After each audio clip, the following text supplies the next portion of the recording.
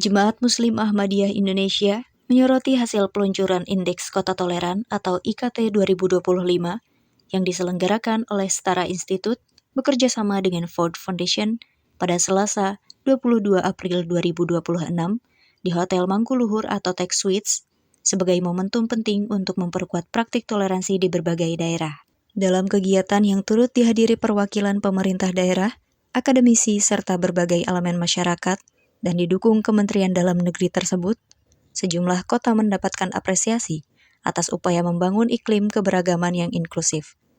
Salah satu kota yang menjadi perhatian adalah kota Mobagu, yang dinilai menunjukkan perkembangan signifikan dalam praktik toleransi. Juru bicara JAI, Yendra Budiana, menyampaikan bahwa salah satu kota yang menjadi sorotan adalah kota Mobagu, yang dinilai menunjukkan perkembangan signifikan dalam aspek toleransi. Menurutnya, pendekatan yang mengedepankan silaturahmi, komunikasi, dan kontribusi nyata menjadi kunci dalam membangun hubungan yang harmonis dengan pemerintah daerah. Alhamdulillah bisa hadir dalam peluncuran Indeks Kota Toleransi 2025 yang diselenggarakan oleh Setara Institute.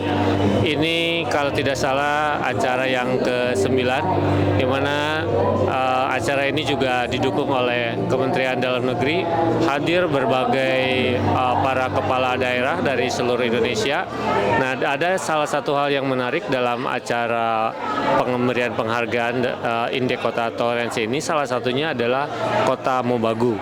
Nah, kenapa Kota Mobagu walaupun belum masuk dalam 10 besar, tapi mendapatkan penghargaan sebagai salah satu kota yang paling berkembang dalam bidang toleransi, karena mereka mampu menyetujui dan memfasilitasi terselenggaranya acara Jalsa Salanah Nasional Muslim Ahmadiyah tahun 2024, 2025, dan juga tahun 2026 yang baru saja berlangsung.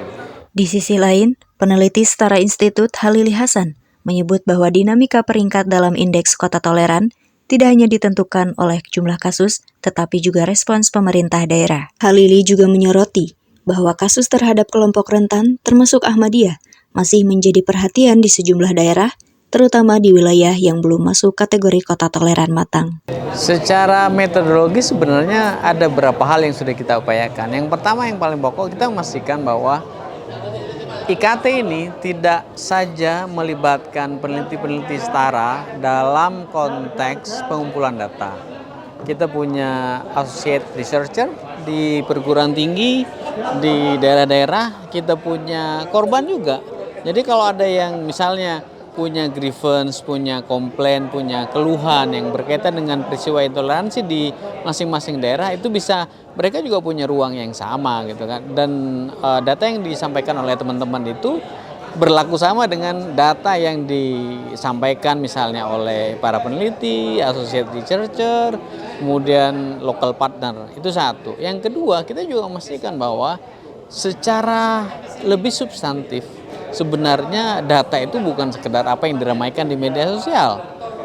Prinsip no viral no justice itu betul gitu ya. Tetapi pada bagian yang lebih substantif, ada banyak hal yang nggak bisa di-up di media, tetapi itu penting untuk kita kemudian pastikan itu dikritisi. Itulah kenapa Setara memiliki apa yang disebut sebagai case tracking system atau sistem penelusuran kasus, yang itu sebenarnya sudah kami kembangkan dalam bentuk sistem atau aplikasi kami sendiri.